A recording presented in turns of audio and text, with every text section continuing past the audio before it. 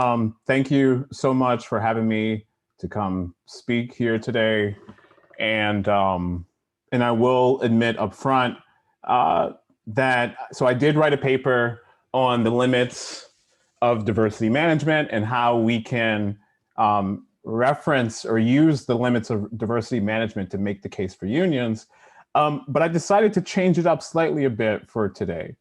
Part of it is because I'm in a place where I'm trying to figure out what the hell my new job is, and I'm not going to be a faculty member. So doing the traditional conference just didn't seem, or approach just didn't seem as attractive as taking this opportunity to try to provide something useful and to try to say some things, to provide some conclusions based on my experiences as being part of a bunch of anti-racist groups, and also being a part of a few labor unions, and also being a member of Class Unity.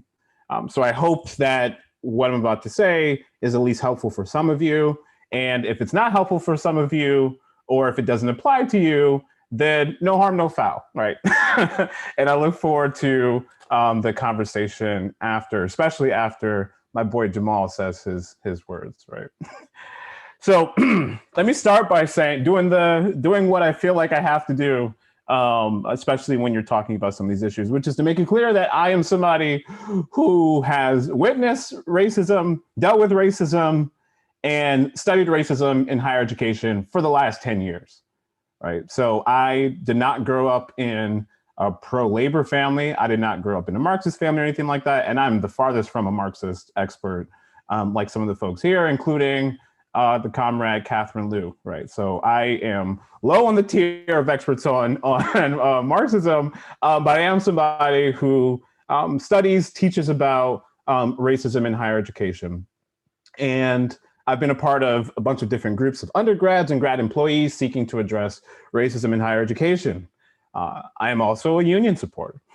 That is a recent change, as I used to believe, like many of my students have believed, that unions have absolutely nothing to offer someone who cares about racism or treats or believes racism is the most important social problem today.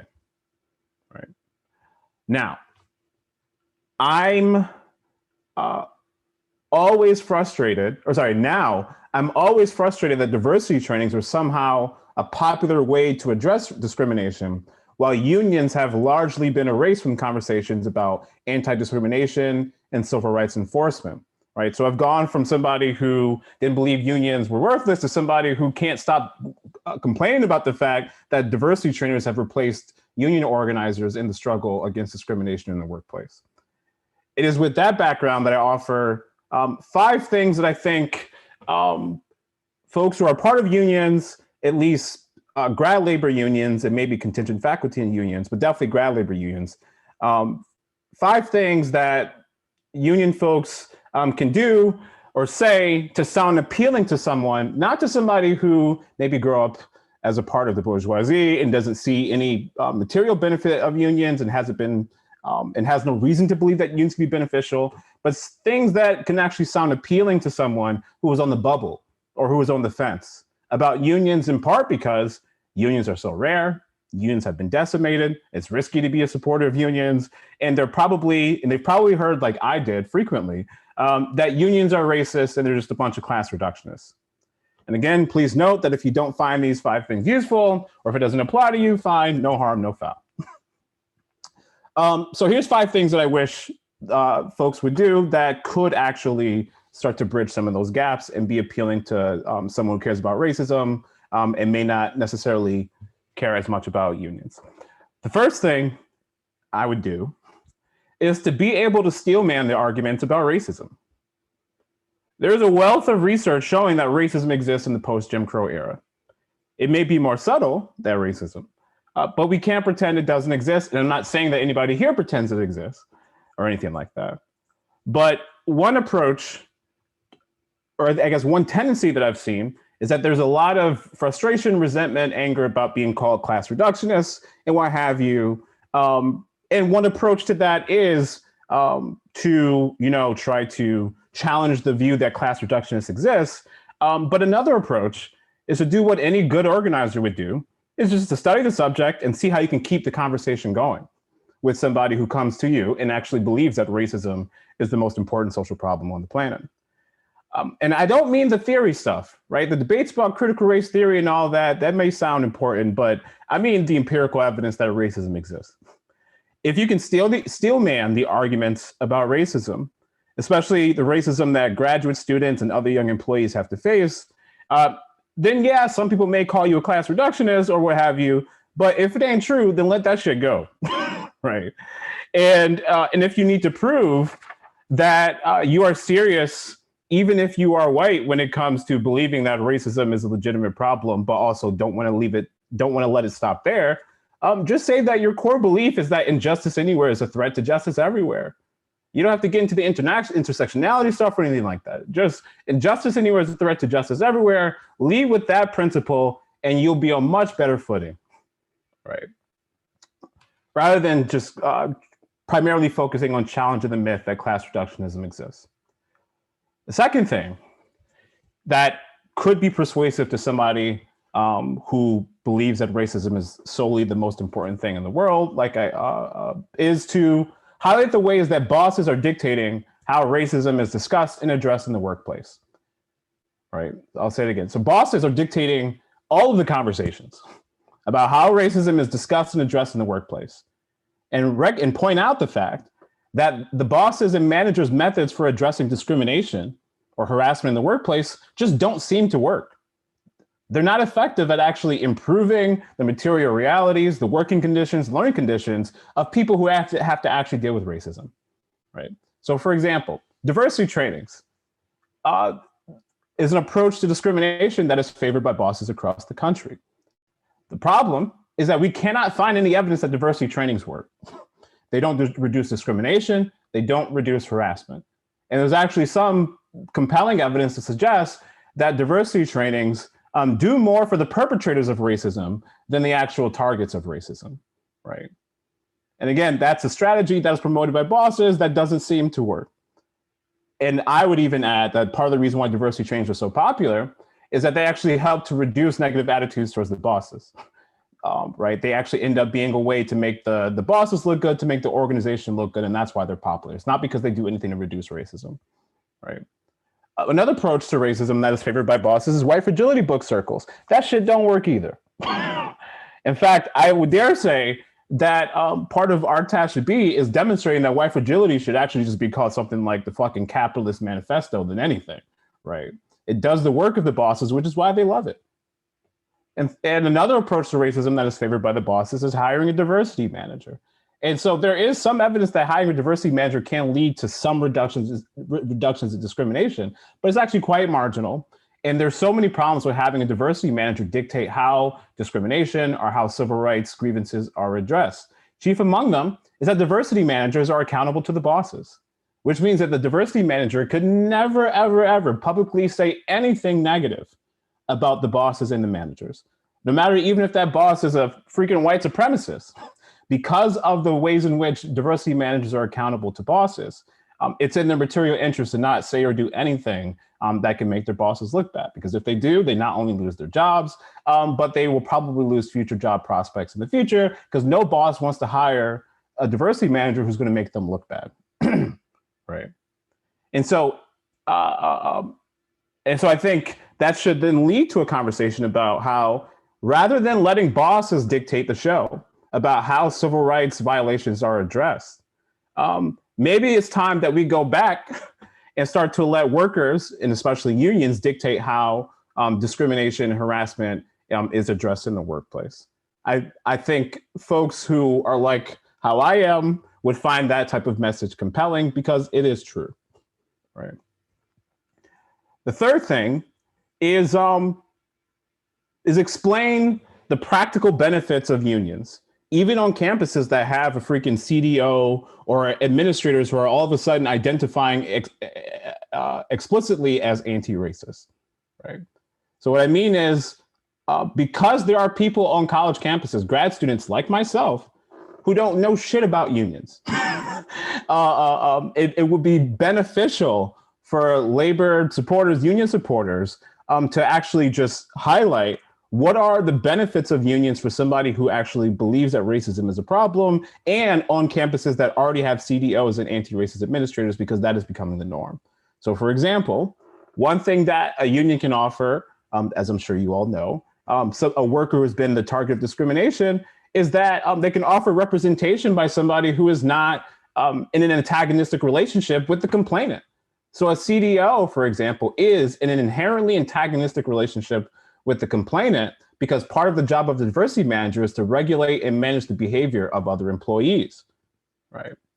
Or another thing is that a CDO or anti-racist administrators, they may want to facilitate conversations about racism, but there are things that they will never ever push for or call for that a union can push for, right? So for example, better wages, something that I haven't found a single person on this planet, even if they've dealt with racism, who says that better wages wouldn't make their life easier. And in fact, I haven't found a single person who would say that if they had to vote between better wages and a diversity training, they would choose diversity training, right? This isn't rocket science to a lot of people. Another thing that unions can offer that a CDO or anti-racist administrators can't offer is that they can criticize the bosses. They can criticize the president. And lastly, even if your union members, fellow folks in your union, even though they may not agree with the shit that you're saying necessarily or have the same experiences of dealing with racism, one thing that a union offered, at least some of the folks I used to work with as anti-racist organizers, one thing that a union can offer that anti-racist administrators or CDOs can't offer is protection. They can say, we may not agree with what you say, but we are willing to work hard to protect and defend your right to say what the hell you need to say about this institution. That is a practical benefit that, to be honest, was most appealing to me as somebody who wasn't a union supporter previously. And lastly, one of the practical benefits of a union to somebody who cares about racism on a campus that has a CDO or other anti-racist administrators is that the vision that union support is far more optimistic than the shit that's coming from CDOs and administrators, right? The idea or the notion that class unity could be a basis, or solidarity amongst workers could be a basis to changing all the shit we have to deal with in the workplace, that message actually is optimistic, and it's useful, and it's hopeful. And it's a lot more than anything that comes from those white fragility training circles, or sorry, white fragility book circles or diversity trainings or what have you, right? So in other words, lead with your strengths. Right? Number 4, and I know this might rub some people the wrong way, but I think some of us have to stop acting like people who don't agree with us are simply dupes, right? So for example, it may be easy to presume that the people who maybe get seduced by the language of anti-racists from administrators were simply idiots or what have you, right? But the reality is that those administrators who are talking about racism and facilitating those conversations and having talking circles, they're doing something that some other folks are not doing. Right, they're doing something which is that they're actually willing to entertain the notion that racism is a problem that needs to be addressed. To somebody who cares about racism at a time when conservatives are attacking affirmative action and anti-discrimination policies on the grounds that it's somehow a form of reverse racism, or they're arguing that racism doesn't exist, it can be quite appealing to finally have a person in position of power to actually say, we reject that racism as a problem, right? And on top of that, bosses are doing something they're doing something that actually works, which is they're hiring people just to have conversations with people who have complaints about racism and to validate the notion that those issues exist. I've been interviewing diversity managers for the last year and a half. And the one of the ways they build trust with students and faculty and grad students who have dealt with racism is they just have conversations where they validate the experience. I know it may seem stupid to some of you or what have you, but that shit matters, right? It actually matters. And one of the reasons why I love the union that I was a part of is that to some extent, they wouldn't question the premise that racism existed. And on top of that, they would actually engage in those conversations about the shit that we were going through as Black grad students on campus, and then pivot to a conversation about what can we do about it? Where can we go from here? Right? It's a simple thing. people who agree with the administrators and what have you, or get seduced by the anti-racist language, they're not simply dupes, also because there are so many damn risks of being a union supporter on a college campus, especially the campuses that I went to, right? So it's attractive to not go with unions because of the potential negative consequences that could arise, not only in your department or with your particular bosses, but just in your future career prospects.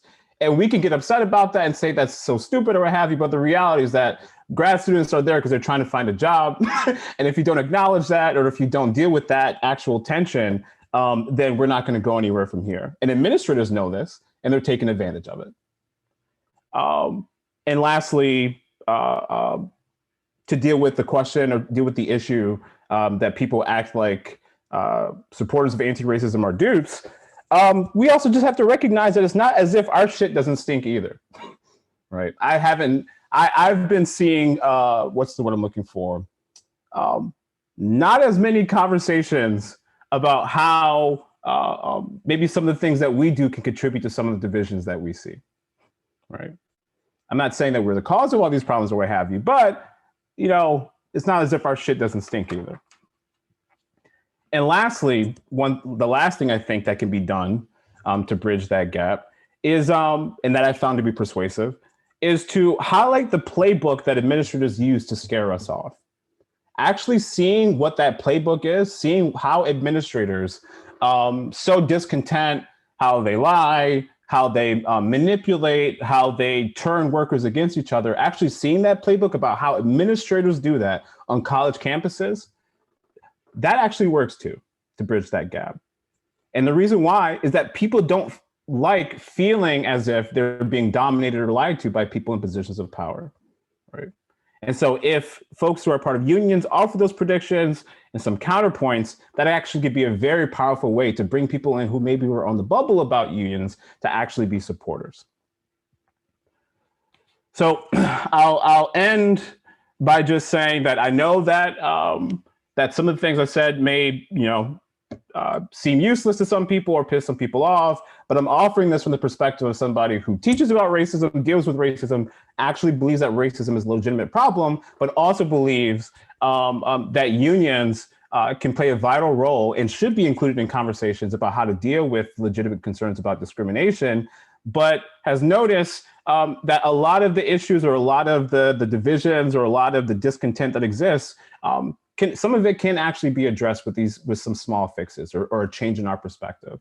And at the end of the day, the reason why that's important is because I genuinely believe that unions, that the spread of unions on college campuses can do more for the targets of racism than most of the other shit that's being put out there right now. And this is an opportunity to take advantage of the moment where people are willing to listen.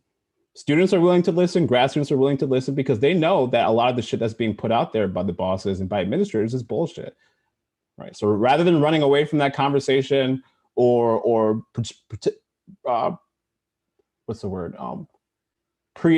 Presuming that everyone who disagrees with us is dupes, we should use this as an opportunity to try to expand our base and to try to make appealing arguments to folks who may be on the bubble just because they're not sure about what the fuck a union is.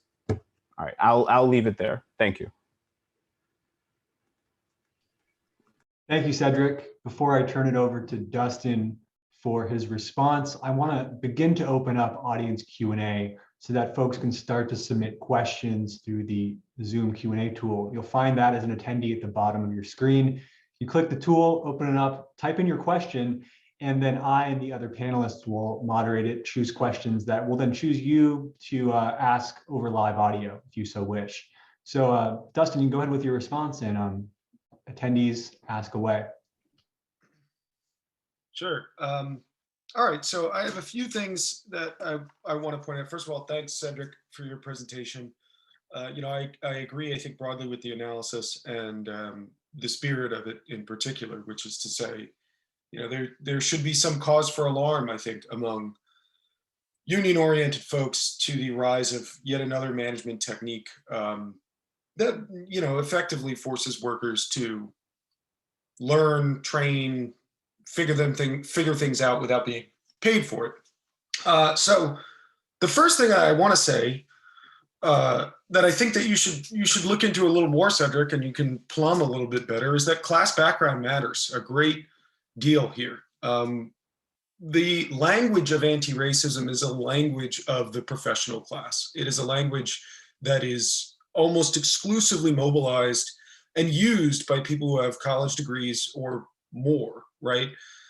So when these kinds of inclusion trainings and consultants come into workforces and shops that don't primarily have a college educated workforce, it's effectively a means of disciplining working class people, people who don't have college education. And that's kind of the second thing that I wanted to say.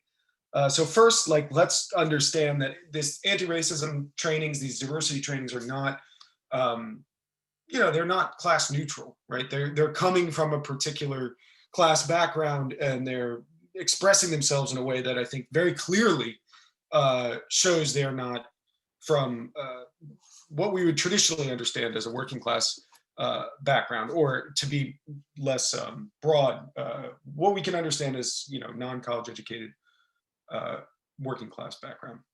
Now, the second thing that I want to say is that I think that these diversity initiatives will increasingly be used as disciplinary mechanisms for workers. And what I mean by that is I think that on the shop floor, these kinds of trainings can be used and cited for means of, getting rid of workers, suspending workers, firing workers, using them to kind of discipline bad apples, because that's what management does for all types of trainings, right? You get trained to do a job, and when you don't do it, the management often uses the fact that they trained you as a means to discipline you, right? I see no reason why these diversity, equity, and inclusion trainings will be used differently, right? In union shops, this will mean anybody who's kind of a rabble rouser or a shop steward or something like that will get pinged for using the wrong language, will get pinged for using the wrong words, and they'll get disciplined for it. I think that's coming down the pipe. But the other thing that it disciplines is, I think, more broadly in the labor market, I think there is a degree of discipline here. If we are self-selecting people who use the right anti-racist language to get jobs, right? If that's the way in which, and this is, you guys can tell me better than I know, but I am absolutely certain that this is the case right now in the academy. And it's probably the case right now across the white collar world, that if you're able to present a certain type of anti-racism, then ideologically, you're more likely to get a certain position, right? If that's the case, and I don't know how true it is and how broad it is, but if that's the case, then this has a further disciplining effect in the labor market, which says that only those who have the right credentials, not just in terms of their formal education, but also in terms of their kind of liberal aesthetic credentials, are those who will succeed in certain jobs, right? Those are the ones who will be rewarded. Those who don't have those credentials, and those who don't understand the particularly unique language of contemporary American anti-racism or diversity, will be left behind, and this ironically includes a lot of foreigners and people who are not from this country and who don't actually understand much of our strange language around these things. And it also includes a lot of people who are just lower educated and don't have the kind of class background to give them the upper hand in those kind of conversations. Now, the last thing that I want to say, or the second to last thing that I want to say, is you mentioned something about how these diversity, equity, inclusion trainings or these anti-racist trainings, there's no evidence that they work in reducing prejudice, right? I think you have good grounds to go a little further and say there's a possibility that consistently framing all workplace issues and social issues more broadly around the racialization of your coworkers has a great chance of backfiring and actually increasing people's likelihood of seeing race as the main way that they are going to understand why they are better off, worse off, the same as XYZ other people, right? If race is being used as the main way in which we understand how to get ahead in the job, how to make sure that nobody's left behind in the job, et cetera, then those people, Black, white, Latino, whoever, those people in these jobs are going to see race as the primary reason why they either didn't get a job or why so-and-so did get a job. And that creates, I think, a lot of resentment. And so there's a chance that it's not just that this doesn't reduce racism. There's a chance that the increased emphasis on racialization actually would do the opposite. It would create prejudices that maybe were not there. And there's no good reason to see that as not the case, because we live in a very terrible, segregated job market and with extreme inequality and very low prospects for a lot of people. So you add all these things together, and it seems likely to me, at least, that making the entire world think consistently about the color of their skin is a recipe for them to see resentment everywhere they look. The last thing that I want to say is, you talk a lot about how the union can fix these things. And I think it's worth just mentioning that a union contract doesn't just like help people with their internal prejudices or stuff like that. We all know that research on this is really robust. Union workers are significantly less prejudiced than non-union workers when it comes to interpersonal prejudice. But the much more significant fact, especially for the group that's meeting here today, is that union contracts can completely eliminate gender and race wage gaps. Completely eliminate them. One and done, they're gone, right? And any instance of them can be grieved and can be actually dealt with through the contract, right? A grievance can be filed, a grievance on either racial discrimination or on just the pay difference can be filed, and that will have to get rectified in a court. Much of the literature on this stuff right now often says, oh, unions are better at narrowing wage gaps between women and men. Unions are better at narrowing wage gaps between blacks and whites. But I think much of that literature really understates how significant that shift is, because it uses an aggregate. But the reality is that in a single shop, a single contract can eliminate wage gaps between workers of different races and genders and all that kind of stuff, because the wage becomes a matter of public information. You make X by this year, right? Suddenly, it's not a secret contract between you and your employer, but everybody knows what everybody is making, depending on their seniority and depending on what year the contract it is. So I think it's important to hammer that home as well, because much of what is talked about, I think, in this new kind of corporate anti-racism completely obliterates the idea that these problems can be solved by very simple economic mechanisms. Everybody worries about the wealth gap or the wage gap, but very few people will point out that a union contract can fix these things in a heartbeat, and it's one of the most effective ways of fixing them.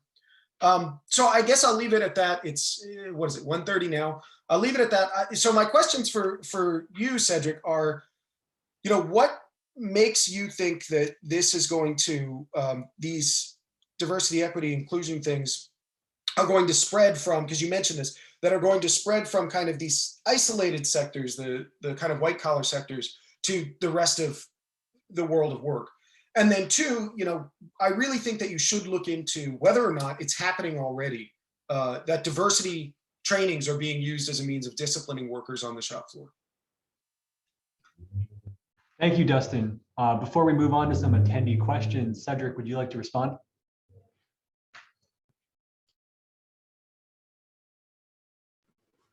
Yes, sorry, I was trying to.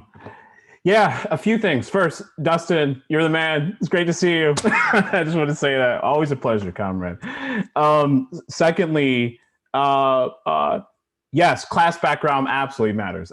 When I wrote this, I presumed that I was talking about grad unions, and therefore, and we know that most of the undergrads come from the upper class and the PMC, and I think more so tends to come from the upper class when it comes to when we're talking about graduate students, right? So I recognize that the audience, or like the scenario that I'm thinking of, is somebody who is a new grad labor organizer gets confronted with the bullshit argument that unions have nothing to offer Black people and that unions are racist, and seeing how many times people in that situation handle it just so poorly because they handle it as if they're conceding the notion that unions have nothing to offer, and conceding the notion that if they already don't know about the benefits of a union and don't already agree, then somehow they've just been duped and they could just write them off.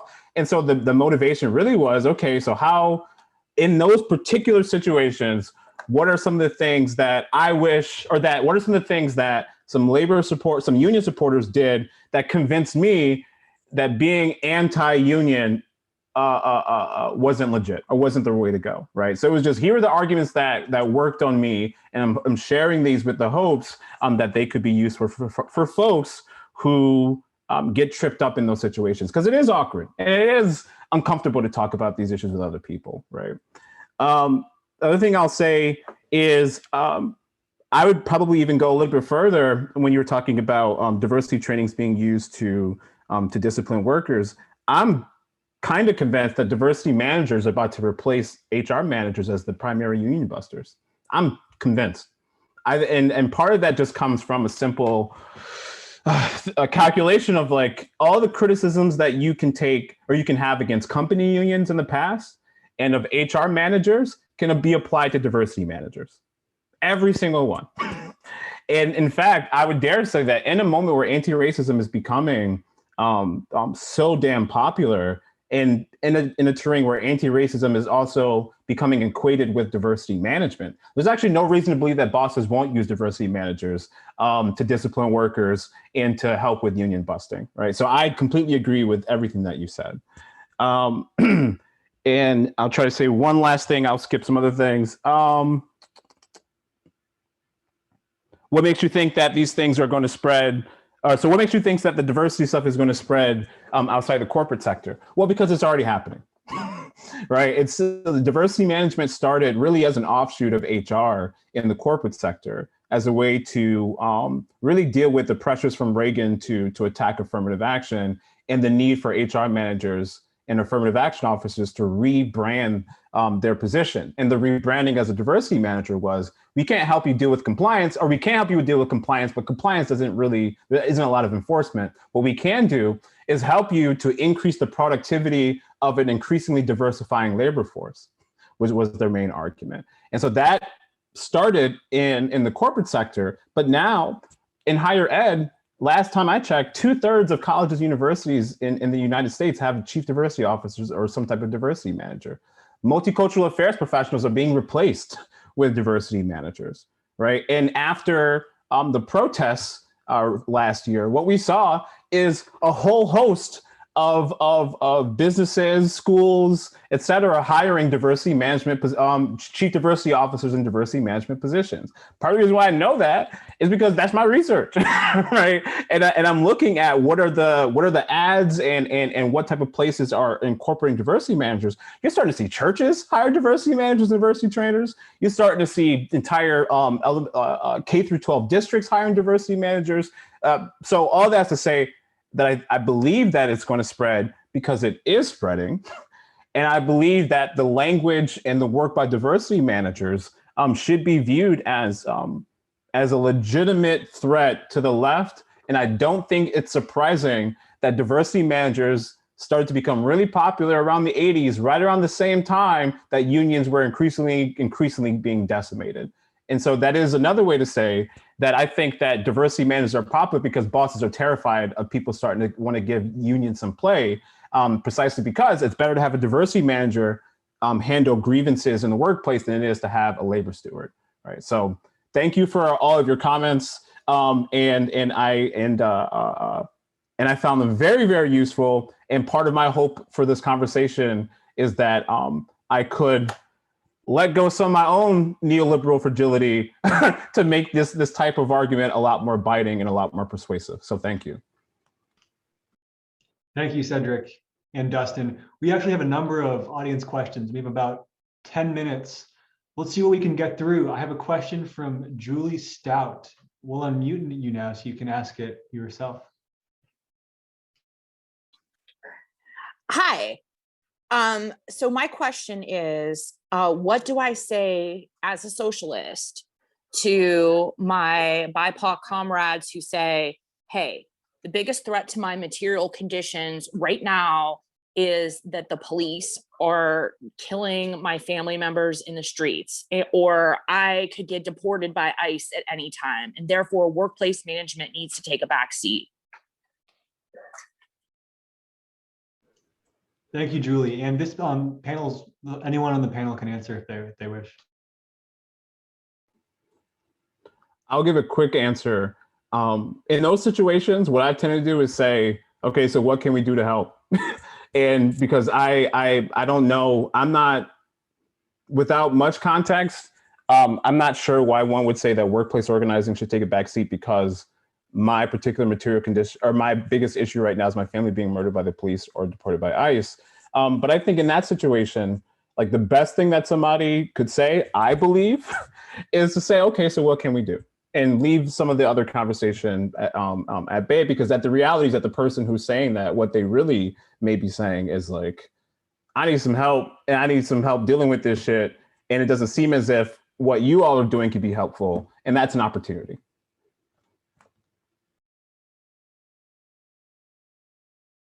Maybe I'm optimistic. Thanks, Cedric. Let's move on to another question from Catherine Liu. We'll unmute you.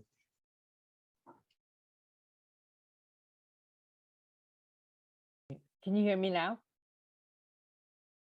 Can you Yep, hear me now? Yeah. absolutely. Okay.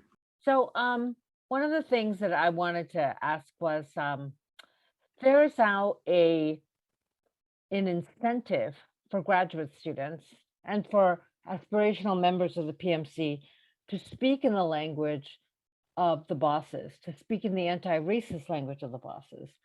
And I found your response, Julie, very helpful, because part of me would go right for the jugular and say the language that it's a very melodramatic take on racism to say my greatest danger is being killed by the police, that in fact your greatest danger right now as a working person is probably wage compression and healthcare and housing. But I guess that would be too rational. So Cedric, I want to thank you for your response to that. But I'm just wondering then, what do you say to an aspirational or younger member, a graduate student who wants to be in the PMC, when they talk about anti-racism in the language of the bosses, and it's clearly in their interest to talk in that language and not to talk in the language of a materialist critique? You're saying, is it possible to argue with them, or are you saying, like, what do you do when that happens? What would you I'm sorry. say? Yeah. So I think in that situation, like, what I've tended to do is say, like, is it possible? Or I just say, like, how do I? I don't think I don't think it's a situation. I think it's the general condition. Like, people are rewarded for talking in this way. And I would love to know how best to talk to my graduate students, for example, who are influenced by this language. Yeah. So I guess the two things that I think that would get me to continue that conversation, or at least me from 6 years ago, would be one, I would probably get shaken if somebody questioned me outright and said, is it possible that your self-interest is shaping how, or is enabling you to appreciate that shit? Because for people who are into who are very into the anti-racism stuff, and maybe some of the diversity inclusion stuff as well, a lot of it has to do with, as you wrote about in your book, this notion that they're the virtue hoarders, right? And so the way that you deal with some of them is to throw it back at them a little. Like, is it possible that their own aspirations is enabling them to believe that they can be a spokesperson for everyone else, or is enabling them to believe that somehow are the way to address racism is to collaborate with bosses as opposed to collaborate with your workers? In fact, when has that ever fucking worked? Right? Point to me to the time when that has worked. The other thing I would say is, if you listen to what I said and take it seriously, do I believe that you're going to convince grad students out of acting on that incentive? No. I think most people are going to go with the incentive. Mm-hmm. I think that's absolutely true. I'm thinking of those people who could be moved or could not be moved. And I think one way to get at them is to also just explicitly mention that there is an incentive to embrace bourgeois anti-racism.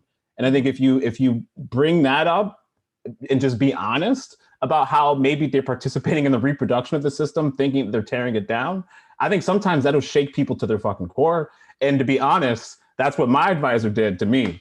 And it shook me to my core, because I thought I was basically, an anti-racist superhero, and that messed me up a little.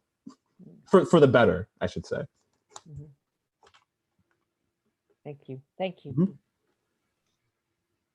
We have a question now from Ali. I believe his audio is off, so I'm going to ask it for him. He says, thanks so much for your talk, Cedrick. I agree that labor should reclaim issues of racial justice, but I was wondering if you can talk more about specific strategies that could be used in doing so. Do you think it helps to antagonize diversity managers, et cetera? Yeah, I think the dreams are not dreams. I think it does help to antagonize diversity managers and administrators more broadly, in the sense that as an undergraduate student and even as a graduate student, it was hard for me to see that there actually is an antagonistic relationship with a diversity manager or administrator. Because if you have a diversity manager who says that I know what it's like to deal with racism, I know what it's like to deal with oppression in this organization, and guess what? I'm going to have your back, not for intellectual reasons, but because I know what it's like, right? When somebody in that position of, and especially with a high level position, when somebody says that to you, it's hard, especially if you've lived in a society or dealt with people who deny the notion that racism exists. That can be it can be hard to see that there is still an antagonistic relationship, because managers are managers, and that their self-interest is shaping how they respond to your grievances. And it also means it prevents them from being able to show any solidarity. They may privately concede that, okay, yes, some shit's going down, but they'll never publicly do anything or do much of anything to support you. And it's not because they don't care. It's because as part of management, it goes against their material interests to actually show any solidarity with anyone who has anything critical to say about the institution that you're a part of, right? So I think pointing out that antagonistic relationship, not in the incendiary way, although there is a time and place for that, but I think pointing out that there are things that the union can do that a diversity manager can't do, pointing out that there are things that we can do that an administrator can't do, I think it'd be quite effective, especially for people who didn't grow up in households that talked about the benefits of unions. And it seems so simple, but it's one of those things that in my time in higher ed, and especially with a few labor unions and being a part of a struggle to try to get our union recognized, that type of framing tended to be the most persuasive, but it also was the most rare. And I think it can actually work on people who have already, because think about it, students who are part of these anti-racist activist groups or what have you, who are they being advised by? Who are they being managed by? Who are they being told how to be an activist by? It's from administrators. Student affairs administrators tend to be the advisors and the advocates for the students. So you're going up against at least 4 years of socialization to believe that administrators and diversity managers are wearing the white hat for the victims of oppression. That's what we're up against. And we could be pissed and just sort of be like, oh, they're dupes and that sucks. But we could also just say okay, if that's what you've been socialized to believe, part of our job is to counter some of those middle-class prejudices that people have against unions, and also to make the pragmatic case that here are things that a union can actually do that a diversity manager can't. And I think that would be effective. And it has been effective with my students.